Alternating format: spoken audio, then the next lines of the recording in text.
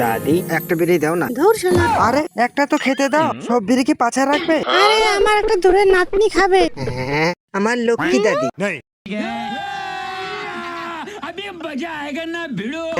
তার বাড়ি কোথায়? তাকে এখানে আসতে বলো, তাকে নিয়ে আমি ওয়েতে যাব। তুমি কোনো বালে বুঝবে না। रहा नहीं जाता तड़प ही ऐसी है ना। তোর দাদু টুনটুনি আইসক্রিম তো চুষে খেয়ে হাওয়ার মতো বেরিয়ে গেল, আমাকে বলছে বুঝবে না। দাদি তোমায় একটা বাংলা মালের বোতল দিব, তার সাথে ছাড় গাঁজা ফ্রি দিব।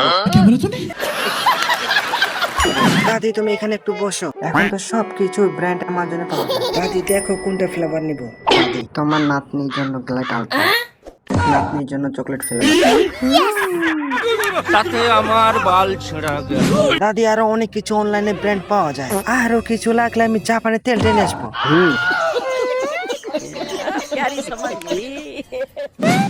আমাকে দেখে মনে হচ্ছে মিশনে পার অনেক বেড়ে গেছে। হ্যাঁ अरे कहना क्या चाहते हो? মনে হচ্ছে তুই এতটা পারবি না। আমার সময় আমি কোথায় না ওয়েতে গিয়ে খেলা করতাম। বলো কি তুমি সত্যি বলছো? সেই অনেক দিনের ব্যাপার বুঝো। আমাদের সময় একটা দিনও বাদ যেত না, প্রত্যেকটা দিন ওয়েতে যেতাম। তাই না মজা করেছি। তুই কিছু করতে পারবি? ও